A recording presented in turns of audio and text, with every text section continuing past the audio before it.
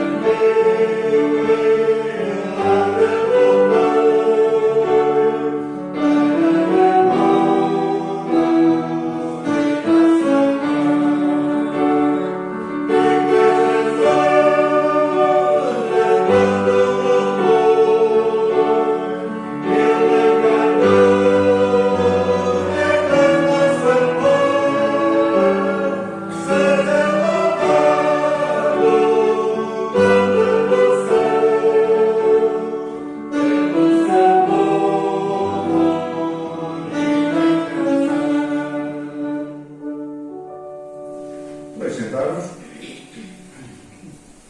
De anúncios não há assim muitos anúncios, já que estamos todos confinados, de maneira que não há atividades, digamos, públicas.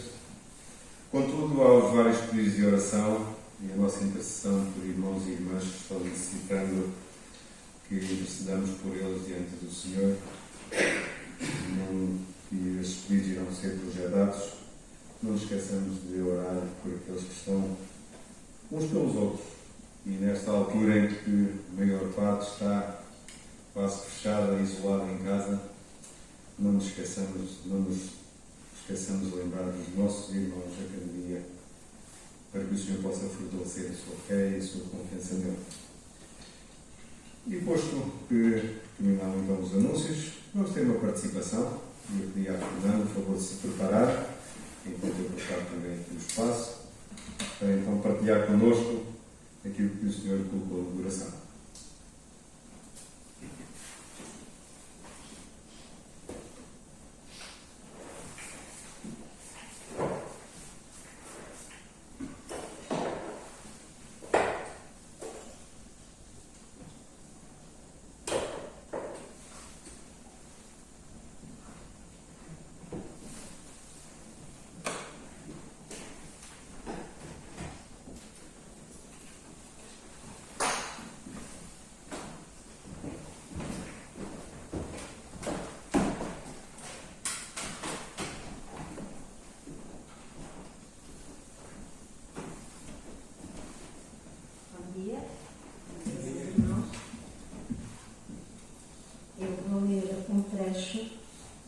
De um livro que a minha mãe estava a ler quando adoeceu, que se chama Um Coração Inabalável.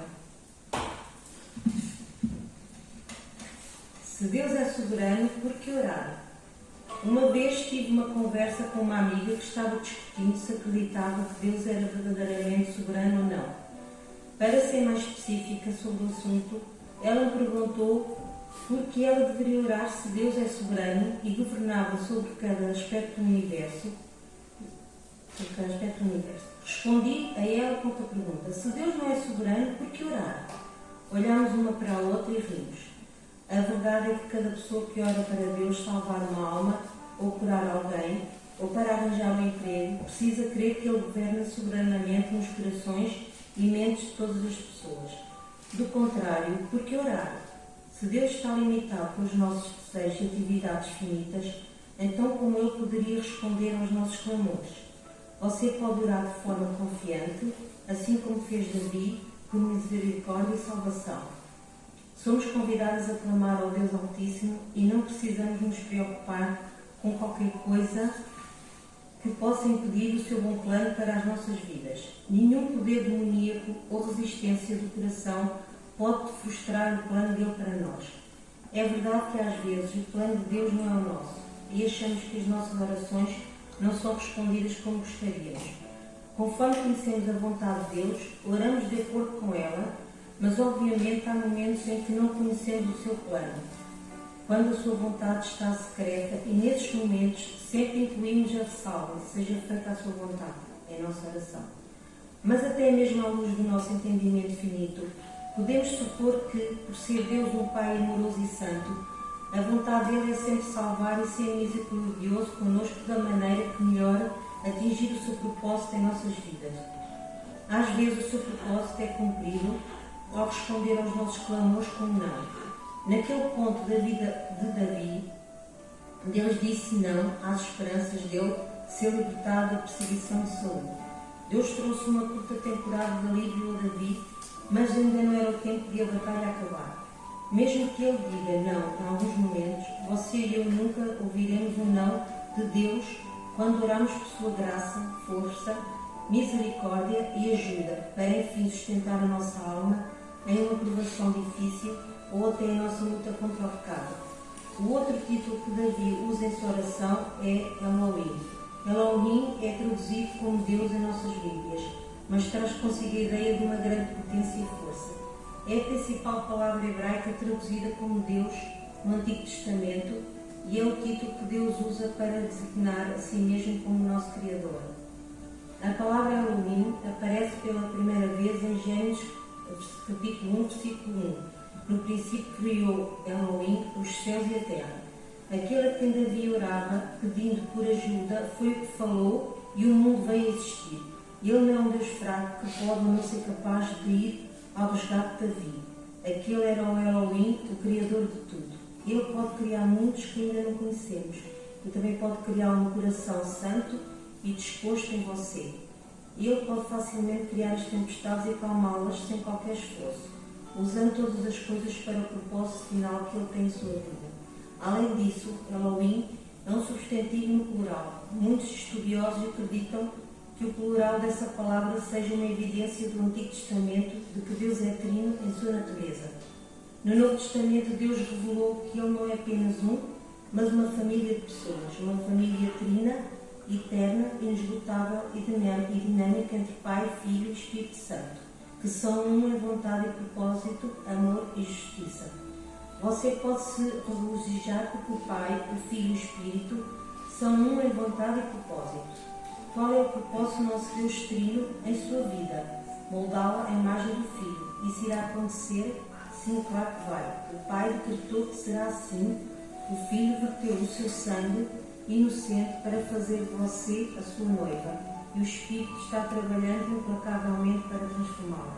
Se Ele pode falar e criar um mundo, você não acha que Ele pode falar e mudar a sua situação? Fica.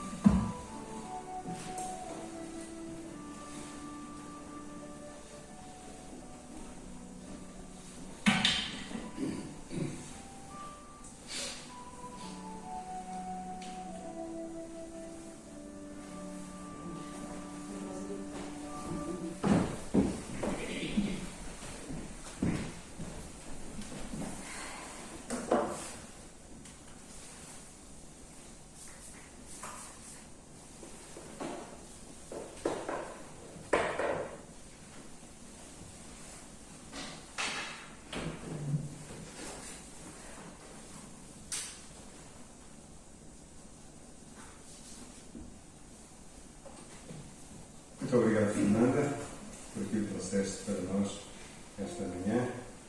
Estamos gratos ao Senhor e também podemos estar certos que Ele sempre escuta a oração daqueles que se chegam a Ele.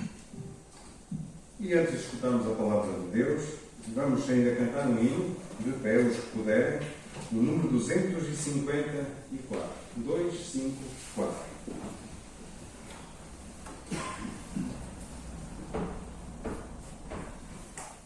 Por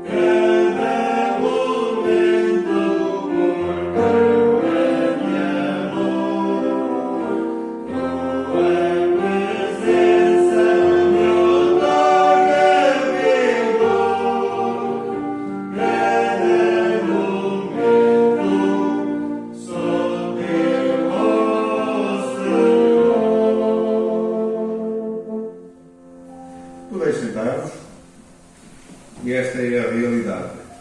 Somos dele, somos sempre dele e em todos os momentos ele está presente na nossa vida.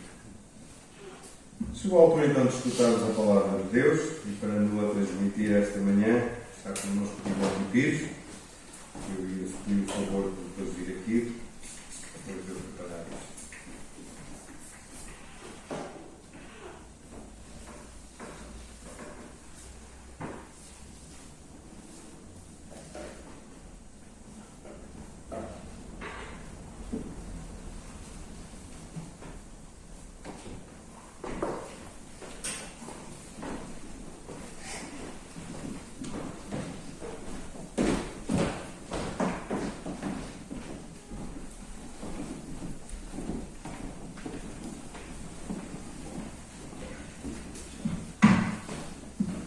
Olá a todos, bom dia, um dia diferente,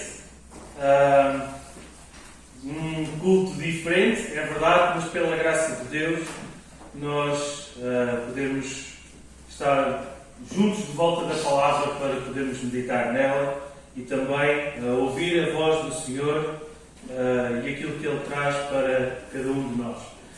A meditação que eu gostava de vos propor esta manhã encontra-se, o texto de base encontra-se no segundo livro de Reis, segundo livro dos Reis, capítulo 5.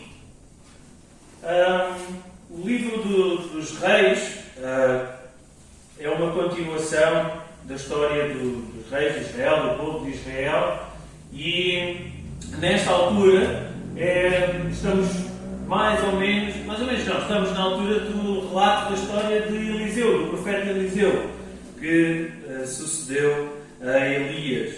E esta história, este episódio que nós vamos considerar, é bem conhecido. A história de Naamã, o general sírio, que, sendo leproso, veio a Jerusalém para ser curado.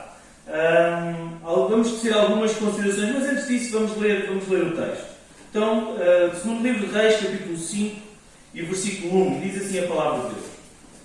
E Naamã, chefe do exército do rei da Síria, era um grande homem diante do seu senhor e de muito respeito, porque por ele o Senhor dera livramento aos sírios. E era este varão homem valoroso, porém leproso. E saíram tropas da Síria e da terra de Israel, levaram presa uma menina que ficou ao serviço da mulher de Naamã. E disse esta à sua senhora: tomara que o meu senhor estivesse diante do profeta em Samaria, e ele o restauraria da sua lepra. Então entrou Naamã e o notificou a seu senhor, dizendo: assim e assim falou a menina que é da terra de Israel. Então disse o rei da Síria: vai, anda, e enviarei uma carta ao rei de Israel. E foi, e tomou na sua mão 10 talentos de prata, 6.000 ciclos de ouro e 10 mudas de vestes. E levou a carta ao rei de Israel, dizendo: logo, em chegando a ti esta carta, saibas que eu te enviei Naamã, meu servo, para que o restaures da sua lepra. E sucedeu que, lendo o rei de Israel a carta, rasgou as suas vestes e disse: sou eu Deus para matar e para vivificar, para que este envie a mim para eu restaurar um homem da sua lepra? Pelo que deveras notar, peço-vos, e vede que busca ocasião contra mim. Sucedeu, porém, que, ouvindo Eliseu, homem de Deus, que o rei de Israel rasgara as suas vestes, mandou dizer ao rei: por que rasgaste as tuas vestes? Deixa ouvir a mim, e saberá que há profeta em Israel. Veio, pois, Naamã com os seus cavalos e com o seu carro e parou à porta da casa de Eliseu. Então Eliseu lhe mandou um mensageiro dizendo: vai e lava-te 7 vezes no Jordão, e a tua carne te tornará e ficarás purificado. Porém, Naamã muito se indignou e se foi dizendo: eis que eu dizia comigo, certamente ele sairá, pôr-se-á em pé, invocará o nome do Senhor seu Deus, e passará a sua mão sobre o lugar e restaurará o leproso. Não são, porventura, a bem e farpar rios de Damasco melhores do que todas estas águas de Israel? Não me poderia eu lavar neles e ficar purificado? E voltou-se e foi com indignação. Então chegaram-se a ele os seus servos e lhe falaram e disseram: Meu pai, se o profeta te disser alguma grande coisa, porventura não a farias? Quanto mais dizendo-te ele, lava-te e ficarás purificado. Então desceu e mergulhou no Jordão 7 vezes, conforme a palavra do homem de Deus. E a sua carne tornou como a carne de um menino e ficou purificado. Então voltou ao homem de Deus, ele e toda a sua comitiva, e veio e pôs-se diante dele e lhe disse: Eis que tenho conhecido que em toda a terra não há Deus senão em Israel. Agora, pois, peço-te que tomes uma bênção, um presente do teu servo. Porém, Eliseu disse: Vive o Senhor, em cuja presença eu estou, que não a tomarei. E instou com ele para que a tomasse, mas ele recusou. E disse Naamã: Seja assim. Contudo, dê-se a este teu servo uma carga de terra e de um jugo de mulas, porque nunca mais oferecerá este teu servo holocausto nem sacrifício a outros deuses, senão ao Senhor. Nisso perdoa o Senhor a teu servo. Quando o meu Senhor entra na casa de Rimom para ali adorar, e ele se encosta na minha mão, e eu também me tenho que encurvar na casa de Rimom. Quando assim me encurvar na casa de Rimom, nisso perdoa o Senhor a teu servo. E ele lhe disse: Vai em paz. E foi-se dele a uma pequena distância. Até aqui a palavra de Deus, que o Senhor nos abençoe na meditação da mesma. Nesta altura, por causa do pecado de Israel, Israel estava, na verdade, o território que havia sido conquistado estava dividido. Estava dividido em duas partes: Reino do Norte e Reino do Sul. A capital do Reino do Norte era Samaria e a capital do Reino do Sul, também chamado Reino de Judá, mais conhecido como Reino de Judá, era Jerusalém. Israel, nesta altura, tem muitos inimigos. A norte, principalmente, eles tinham os sírios. E nós já ouvimos, e o próprio texto nos fala da sua capital, que era Damasco. Isto para termos aqui algum contexto. Mais a sul, mais precisamente a este, eles tinham os moabitas. Nesta altura, o povo de Israel encontrava-se dividido nestes dois reinos por causa do pecado dos reis que conduziam o povo. Na verdade, houve apenas 2 reis íntegros, ambos de Judá, Ezequias e Josias. Em todo o relato dos reis, isto obviamente após o momento da divisão do território.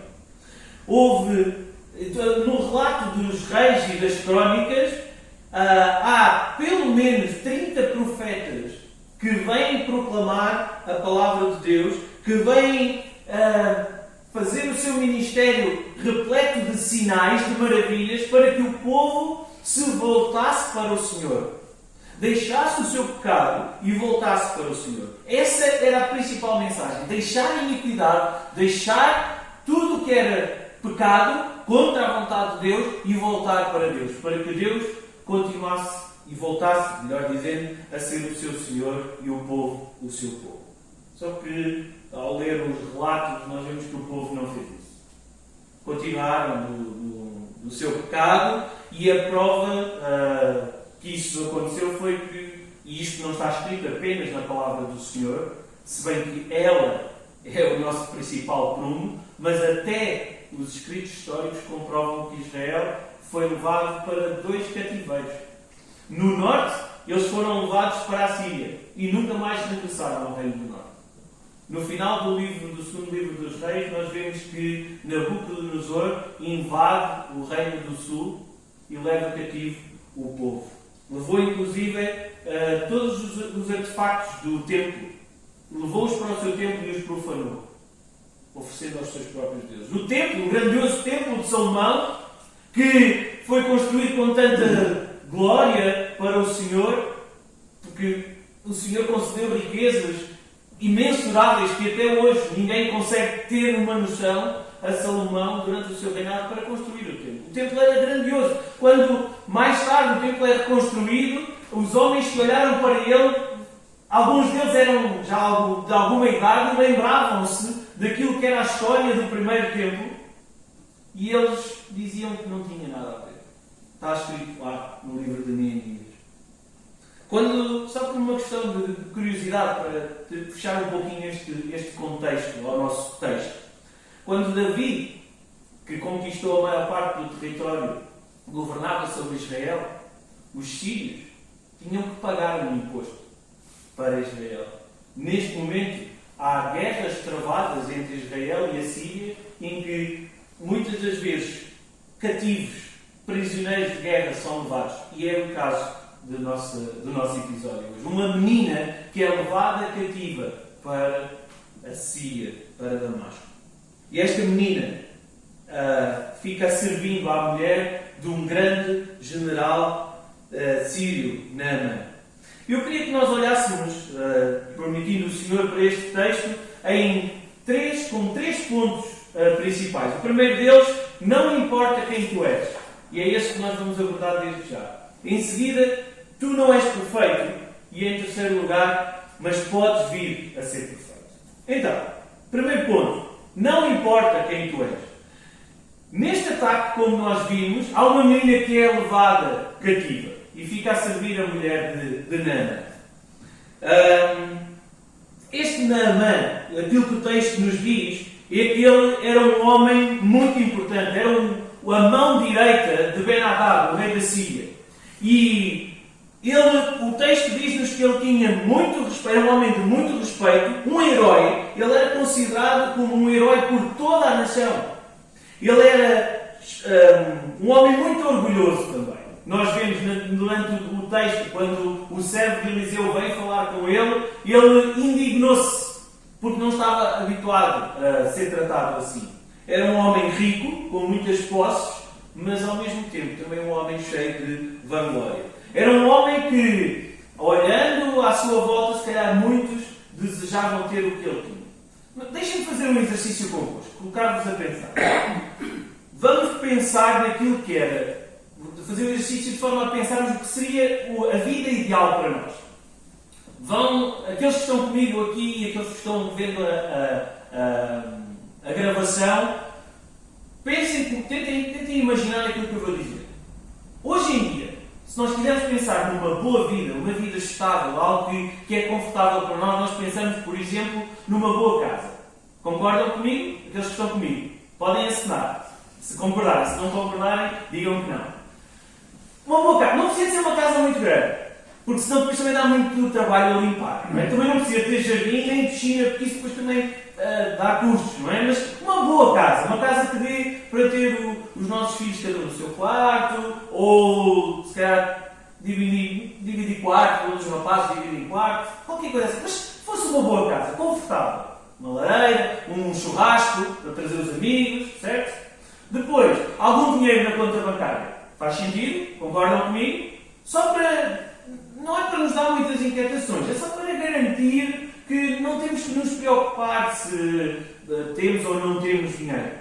Se calhar um bom carro, suficiente, não precisa ser um grande Ferrari, lá está, custos, não interessa, mas se calhar um carro que, se eu faço uma viagem de Aveiro para Coimbra, não me deixa a pé, ali na meia idade. Não é? Uma coisa que seja confortável. Tudo isto seria satisfatório. Tudo isto seria, se calhar, o ideal. E vocês, desafios, façam um exercício a pensar em outras coisas que poderiam ser o ideal da nossa vida. Agora eu faço-vos uma pergunta. Depois de pensarem nessa vida ideal, acham que isso seria suficiente? Seria satisfatório? Ou, por outro lado, vocês desejariam ter mais? Seria satisfatório? Ou, em segundo lugar, ou outra opção, queriam ter mais? Concordam comigo que nós desejaríamos ter mais? Concordam? Nunca é suficiente. Porque se eu tenho um bom carro, se sair uma nova versão, eu se calhar vou querer esse. Dá-me mais confiança. Se a casa pode não ter piscina, mas se tiver um jardim eu posso levar amigos e por aí vai. O homem nunca está satisfeito. Podes ter a vida perfeita, mas tu nunca estarás satisfeito. Era mais ou menos o que acontecia com este general. Ele era um homem com posses, respeitado, era um herói nacional. No entanto, ele tinha um problema. Ele era leproso. Ainda assim, sendo leproso, ele era amado pela sua esposa, era amado pelos seus servos, era amado pelo seu senhor, era amado até por uma menina dos seus inimigos, escrava, que veio dos seus inimigos. Já pensaram nisso? Reparem, quando a menina diz: tomara que o meu senhor estivesse com o profeta que está em Samaria. Esta expressão, tomara, há um desejo que ele fique curado. Ben-Hadad, o rei da Síria, assim que Naamã lhe diz: a menina disse que se eu fosse assim, ela me disse. O que é que ele diz? Vai, anda! A mulher de Naamã, assim que soube, foi ter com ele e disse-lhe. Os servos dele viraram-se para ele e disseram: se o profeta te dissesse para tu fazeres uma coisa difícil, tu não fazias, quanto mais dizer toma banho? Todos eles amavam este homem. Para as nossas crianças, não importa a idade que tu tens, não importa aquilo que tu sabes ou que tu não sabes. Da mesma forma que Deus usou uma menina para curar um homem, tu podes ser usado por Deus para fazer grandes maravilhas. E esta menina, reparem, ela é escrava, ela não tem vida própria, ela faz aquilo que lhe mandam. Ela ainda assim deseja que o seu Senhor seja curado. Ela ama o seu Senhor. Porquê? Porque ela obedece. Ela está lá. Vocês imaginem se estivéssemos numa situação de escravo, se o escravo não fizesse aquilo que o Senhor pedia, o que é que lhe acontecia? Era castigado, era chicoteado. Era morto muitas das vezes. Esta menina amava o seu patrão. Da mesma maneira que as nossas crianças podem ser usadas por Deus para fazer grandes coisas, mas em primeiro lugar, a obediência aos papais faz com que eles façam com que Deus fique contente, que se alegre, porque esse é o desejo do Senhor. Ao chegar a notícia a Israel, ao rei Jorão, que na verdade, pelo texto, nós percebemos que ele se tornou foi um grande chorão. A carta chega lá e o rei Ben-Hadad, o rei da Síria, diz: olha, eu mando-te Naamã para que tu o cures, para que ele seja curado. Aliás, ele não diz para que tu o cures, desculpem. Para que ele seja restaurado da lepra. Diz lá no versículo 6. Chegando aqui esta carta, saibas que eu te enviei Naamã, meu servo, para que o restaures da lepra. Afinal, sim, peço desculpa pelo meu engano. Que o restaures da lepra. E Ben-Hadad, quando faz isto, ele prova o amor para com o seu servo. Por outro lado, o rei de Israel ficou cheio de medo e vira-se para os servos dele e diz: reparem, eu não sou Deus. Porque é que o meu inimigo manda alguém para que eu cure? Ele está à procura de alguma coisa para me acusar que eu não consigo fazer, para cair em cima de mim. Para que haja guerra entre nós. Olhem todos, são todos testemunhas de que ele está a tentar fazer isto. Ele tinha medo que um simples mal-entendido, uma suposta conspiração, pusesse em causa o seu governo e trouxesse de novo a guerra à sua porta. Sabem que, se desafio-vos a lerem os capítulos anteriores, Jorão estava com medo porque numa batalha anterior ele tinha fugido. E então ele devia estar sempre com as trancas na porta, sempre com medo. Quando o profeta Eliseu sabe destas coisas e sabe da resposta que Jorão lhe diz, qual foi a reação dele? Porquê que fizeste isso? Porquê que tu rasgaste as tuas vestes em desespero? Como se tivesses sido desonrado de alguma maneira? Porquê que tu fizeste isso? És um tolo. És um tolo. Manda ouvir a mim. Já que tu não foste capaz de dizer que há um profeta em Israel, há um homem de Deus em Israel, manda-o a mim e ele saberá que há um homem em Israel, que é um homem de Deus em Israel. Apesar de Naamã ser um homem importante e influente, ter tudo aquilo que se calhar os sírios que olharam para ele desejavam ter a vida dele, ele tinha um problema à sua lepra e ele buscava uma solução para esse problema. A fé de uma pequena menina escrava trouxe-lhe a solução. Reparem, faz com que Naamã, sendo um homem pagão, começasse uma longa viagem para o território inimigo recorrendo a um profeta de um Deus que não era o seu, um Deus que lhe era estranho, e confiar que aí ele ia encontrar a solução para o seu problema. Quando Naamã chega à presença de Jurão, porquê que Jurão não faz logo a associação de que a cura teria que vir de Eliseu? Porque Jurão, ou para Jurão, Deus não era o seu Deus. Deus não era o Deus de Jurão. Deus não era o Deus de Naamã. Ele não foi capaz, Jurão não foi capaz de pensar em tudo o que o Senhor havia feito ao longo da história ao povo de Israel e não foi capaz de reconhecer que Deus era Senhor e soberano. Não era capaz de reconhecer porque Deus não era o seu Deus. Por isso, ele rasgou as suas vestes. Ele não foi capaz de dar uma resposta. Quanto mais ele não precisava, obviamente, de curar Naamã. Ele não tinha poder para isso. Agora, a primeira coisa que lhe havia de ocorrer era: eu tenho que o enviar a Eliseu. Só que ele nem é o profeta de Deus. Ele não aceitava a mensagem de Deus. Jurão continuava os pecados dos seus pais. Continuava a ser um rei que fazia aquilo que era errado aos olhos de Deus. Da mesma forma, Naamã, por causa do seu muito ego, do seu muito eu, do seu sentido orgulhoso de ser um homem valoroso, um herói, ele também não conseguiu compreender aquilo que lhe estava a ser dito. Reparem, ele para todo o seu cortejo à porta de Eliseu. O servo de Eliseu vem falar com ele, diz-lhe o que é que ele tem que fazer e o homem indignou-se. O texto descreve-nos que eu pensava que ele vinha e que fazia aqui uma festa, arranjava aqui uma forma de, especificamente para mim, cuidar de mim, curar-me, a mim, não mandar um escravo, um servo. Naamã não compreendia porque Deus não era o seu Deus. Qual é a aplicação para nós?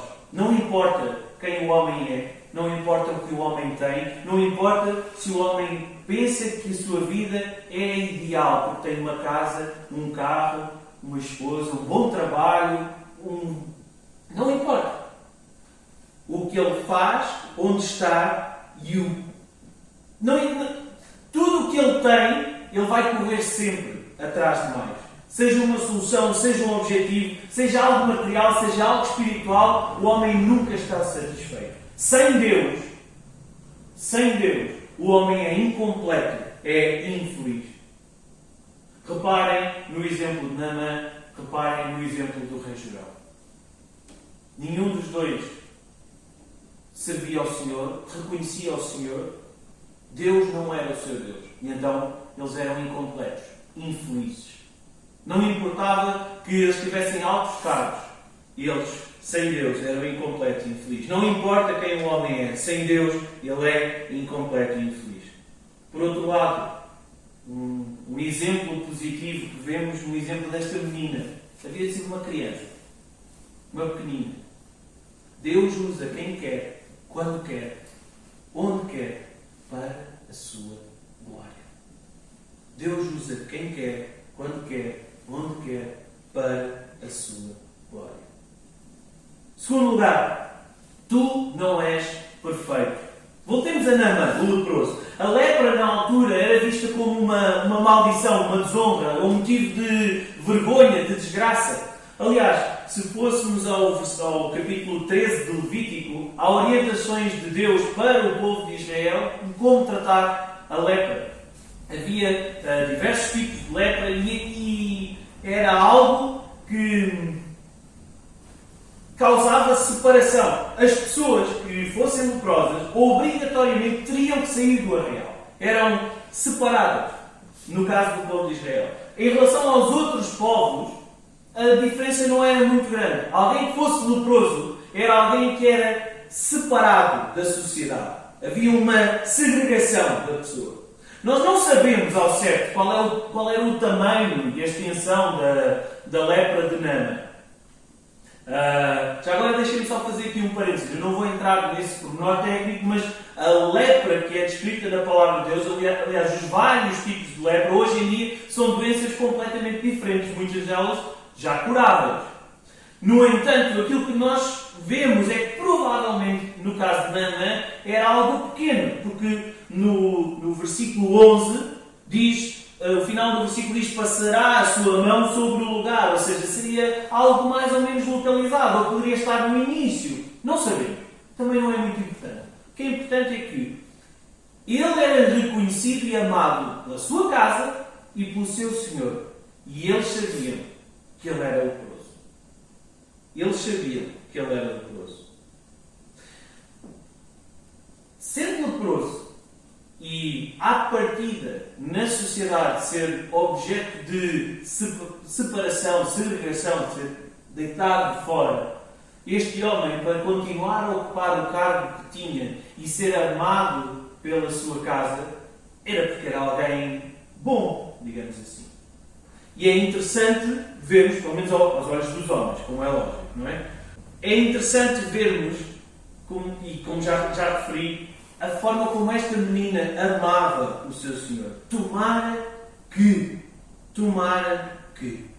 Olha, este homem podia ser um homem aos olhos das pessoas bom, amado por toda a gente, mas ao mesmo tempo, como também já tocámos de leve, ele é um homem muito orgulhoso. É um homem que traz toda uma comitiva com ele, traz, imaginemos um conjunto de soldados todos a cavalo com os seus carros, param à porta de Eliseu e ele há de ter ficado ali à espera da pompa e circunstância. E este homem indigna-se porque um mensageiro de Eliseu vem ter com ele e diz para ele ir ao Jordão e banhar-se 7 vezes. Venho eu de tão longe para tomar banho. A sério? Venho eu para o meio dos meus inimigos para ter com pessoas estranhas, para um profeta estranho, mostrar uma doença que à partida me pode levar à separação com o resto da sociedade, ou seja, algo de vergonha, para me mandarem tomar banho. E aqui nós vemos o verdadeiro coração de Naamã. Vemos como ele era uma pessoa, apesar de valorosa, um herói nacional. Da mesma forma, ele era um homem orgulhoso, um homem que o seu ego, o seu eu, era grande demais. Naamã não conseguia ver além. O seu orgulho toldava-lhe o entendimento. Naamã não conseguia perceber que a sua cura, que era fruto da fé da pequena menina, não estava no profeta, não estava no rio, não estava no banho, não estava no que ele poderia ter que fazer. O poder da sua cura estava em Deus, no Deus de Israel. Tal como aconteceu no desespero de Jorão, Deus não era o seu Deus, como nós já vimos. E é por isso que ele não compreendeu e não obedeceu à orientação de se banhar 7 vezes no Jordão. Reparem, Deus usou os seus servos para o chamarem à razão. Meu Pai. Está lá a expressão no versículo 13. Meu Pai. Que dá uma ideia de carinho, não é? De proximidade. Meu Pai. Se Naamã te dissesse para tu fazeres uma coisa difícil, tu não a fazias, para te curar, ele está-te a dizer para tu ires ao Jordão, e é que é já aqui ao lado, e banhaste 7 vezes. Só então, depois dos seus servos o terem chamado à razão, é que ele, renunciando ao seu gigantesco eu, desce ao Jordão 7 vezes, diz o versículo 14, conforme a palavra do homem de Deus. Qual é a aplicação para nós? Tu és o maior impedimento da ação de Deus na tua vida. Eu sou o maior impedimento da ação de Deus na minha vida. Quem tu és impede-te de veres quem Deus é. Quem tu és impede-te de veres aquilo que Ele fez, faz e fará por amor de ti. Se tu não estás plenamente satisfeito em Deus, e isso implica fé, esperança, confiança, gozo, paz, então a tua jornada vai ser custosa. O teu caminhar neste mundo vai ser infrutífero. Levanta a frustração, indignação, tristeza, ficando muito aquém daquilo que tu queres alcançar e que nunca vais conseguir alcançar, porque nunca será suficiente. Lembram-se do exercício que fizemos inicialmente? Tudo era ideal, mas se pudéssemos ter um pouquinho mais... Naamã tinha uma vida ideal, mas se pudesse ser curado, tu, se não estás plenamente satisfeito em Deus, tudo vai ser frustrante, tudo vai ser triste, não poderás gozar de esperança, de paz, de tranquilidade. Nos momentos que vivemos nos dias de hoje, com pandemias que nos obrigam a todo um conjunto de regras e logísticas para nos protegermos uns aos outros, e nada contra isso. Muitas são as pessoas que põem as mãos à cabeça em desespero. Que a sua fé, a sua esperança não está no Deus que tudo pode. Jorão mete as mãos à cabeça desesperado. Naamã fica indignado e quer voltar embora para casa porque eles não confiam em quem Deus é. E a sua pessoa, o seu grande eu, o seu ego, os impede de ver quem Deus é e o que é que Ele fez, faz e fará. Em terceiro lugar, primeiro, tu não és perfeito. Primeiro, não importa quem tu és. Segundo, tu não és perfeito. Terceiro, tu podes vir a ser perfeito. Naamã ficou curado ao cumprir a orientação de Eliseu. Certo? Aliás, aquilo que o versículo nos diz é que, descendo, versículo 14, vejam lá comigo, desceu e mergulhou no Jordão 7 vezes. Ou seja, ele cumpriu a palavra que lhe foi ordenada, conforme a palavra do homem de Deus, e a sua carne tornou como a carne de um menino. Imaginem o que era um de vocês ir ali ao Mondego, pela ordem do homem de Deus, banharem-se e ficarem com a pele como um bebê, como um menino, sem gelhas, sem cicatrizes, ficou melhor do que era antes.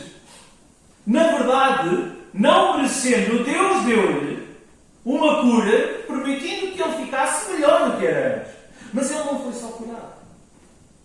Ele não foi só curado. Nós muitas vezes paramos a história de Naamã aqui. Naamã desceu ao Jordão, 7 vezes desceu, banhou-se 7 vezes e a história terminou aí. Ficou curado, voltou para a Síria contente. Chegou lá, provavelmente deu, vamos especular, um abraço na menina e agradeceu-lhe muito. Não, a história não termina aí. Naamã não só foi curado, como ele foi transformado. E isso aconteceu quando 3 coisas aconteceram. Primeiro, quando ele aceitou descer ao Jordão. Segundo, quando ele se banhou no rio, as 7 vezes. E em terceiro, quando ele falou com Eliseu. Na verdade, o que aconteceu foi, quando ele aceita descer ao Jordão, ele se humilha. Lembram-se que ele se indignou muito. Mas eu venho de tão longe para tomar banho? Não podia fazer isso em Damasco, nos rios tão bons que nós lá temos? Ele renunciou ao seu eu e desceu, aceitou descer ao Jordão. Ele obedeceu. Ele podia ter chegado lá, dava um mergulhinho, saía e ia-se embora. Mas ele obedeceu, ele banhou-se as 7 vezes.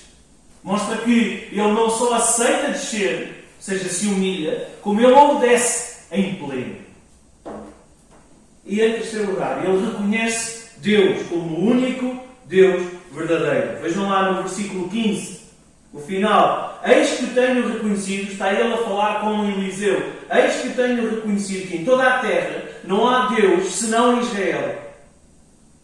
Não há Deus senão em Israel. Ele reconhece Deus como o único Deus verdadeiro. Na vida de Naamã, um homem com uma vida perfeita, aparentemente, A sua maior doença, o seu maior problema não era no corpo físico. O seu maior problema era no seu coração. E Deus curou o seu coração e a sua doença.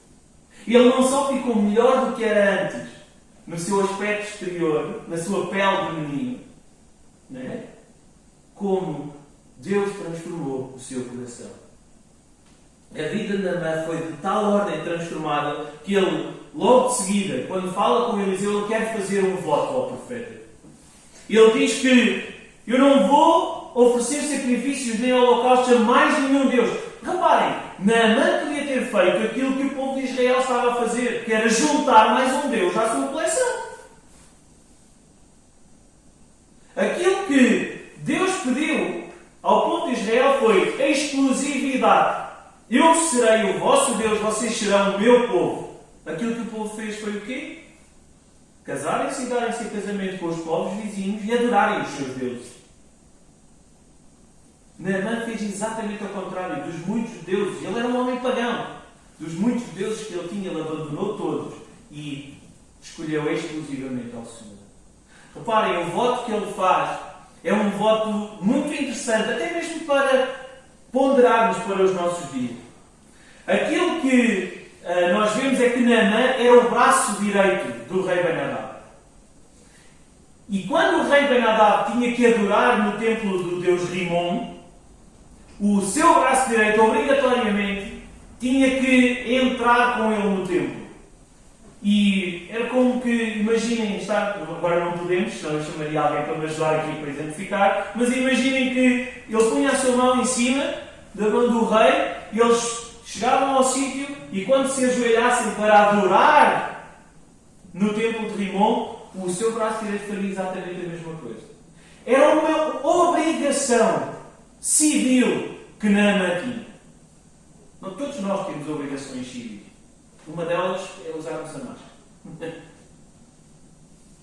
Todos nós temos obrigações civis. Mas aquilo que Naamã sabia era que ajoelhar-se a adorar outro Deus, quando ele estava a fazer um voto de adorar única e exclusivamente ao único Deus verdadeiro, aquilo era errado. E então ele antecipadamente pede ao profeta perdão. Que Deus me perdoe quando eu for obrigado a fazer isto. E sabem, Deus, por instrumentalidade de Eliseu, no versículo 19, disse-lhe, vai em paz.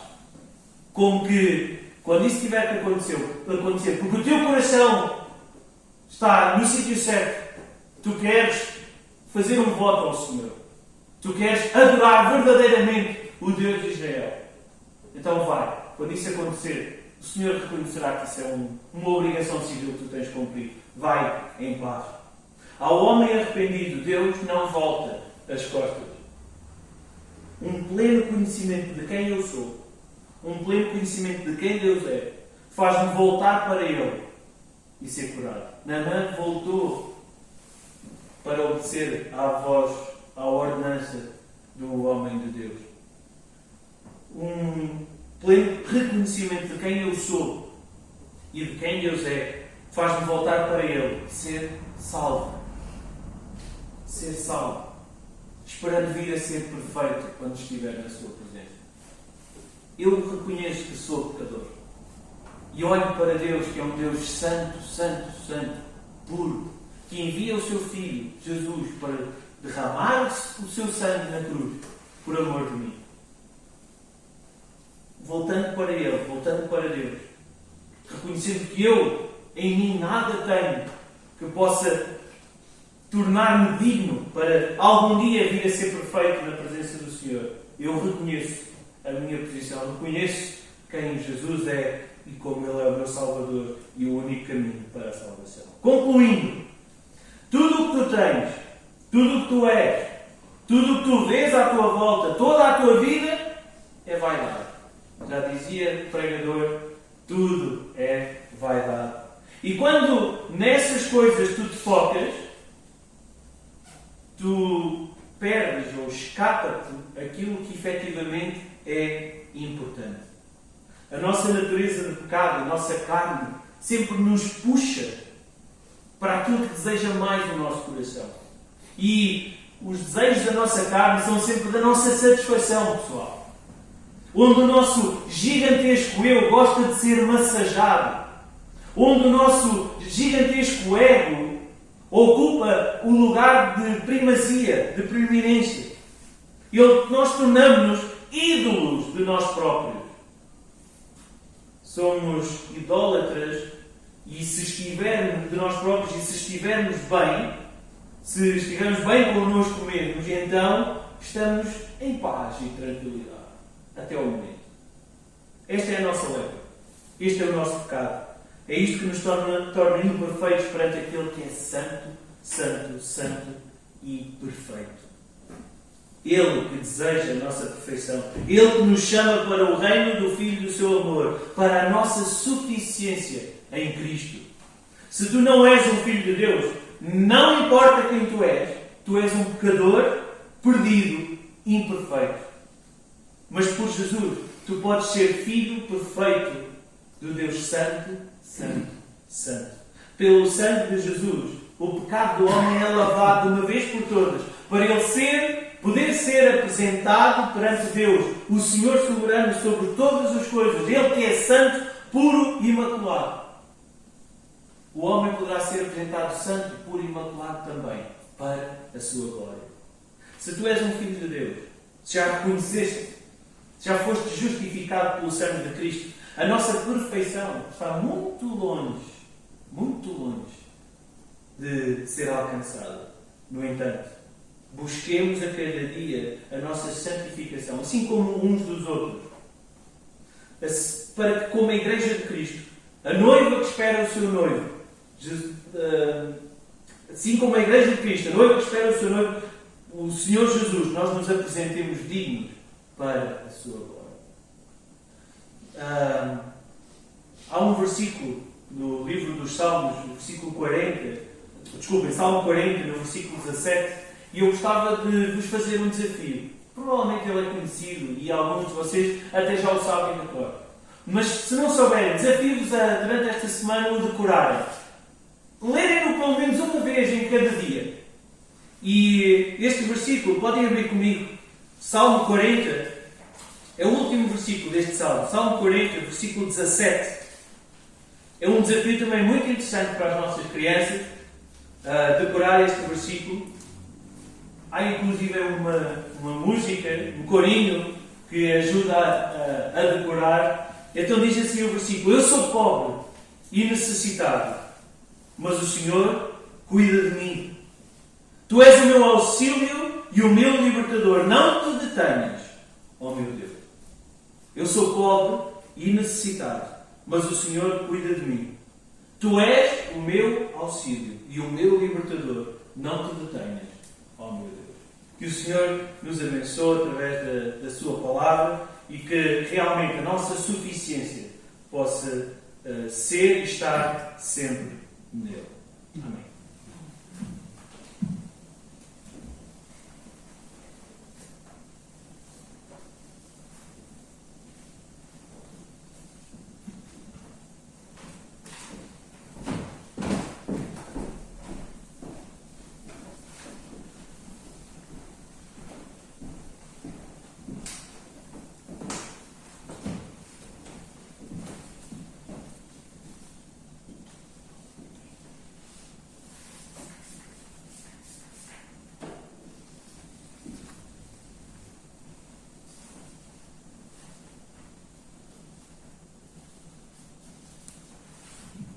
Obrigado, Timóteo. Estamos gratos ao Senhor pela sua palavra, pela meditação da mesma, que a mesma possa ser aplicada aos nossos corações em cada dia.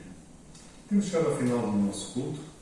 Eu pedi a favor de ficar em pé, os que puderem, enquanto o nosso irmão José Marcos conclui com a oração.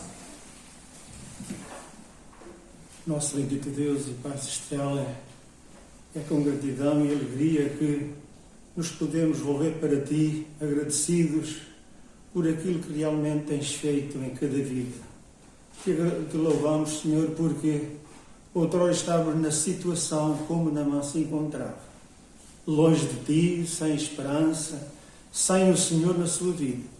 Mas um dia Tu vieste ao nosso encontro nós estando longe, separados de Ti, pela vinda da Tua amada Filha a este mundo, nós que estando longe agora estamos perto. Obrigado, Senhor, por o Teu cuidado, pelo Teu carinho que tens tido para conosco, apesar das circunstâncias da vida, por aquilo que estamos atravessando. Te louvamos porque Tu tens cuidado de nós e vais cuidar de nós porque Tu és perfeito, és fiel. Por isso, nosso Pai Celestial, queremos nos entregar nas Tuas mãos, agradecidos pela palavra que ouvimos esta manhã. Obrigado porque usaste o Teu servo segundo a Tua vontade. Bem sabemos que não foi o homem, mas foi Tu falando a cada coração presente. Obrigado, Senhor, por este alimento tão precioso que nós, dia após dia, precisamos de ir até a Ti, porque somente Tu nos consolas, somente Tu nos dás alento para viver. Obrigado pelo Teu cuidado. E por aqueles que vão ouvir também este vídeo, que realmente os possas consolar também, onde quer que se encontrem. Que possam sentir alegria em ouvir a Tua palavra, ouvir os conselhos que nela estão escritos, pois ela é maravilhosa para nós. Assim como nós precisamos do alimento espiritual, alimento para podermos viver, também precisamos do alimento espiritual. Obrigado por ela. E agora que vamos para os nossos lares, digna depois de abençoar cada coração que se vai deslocar, especialmente o Teu servo que enviaste até nós. Livra-o de qualquer perigo e que possa chegar até aos seus com alegria, com aquela alegria e consolo que Tu tens dado para os Teus.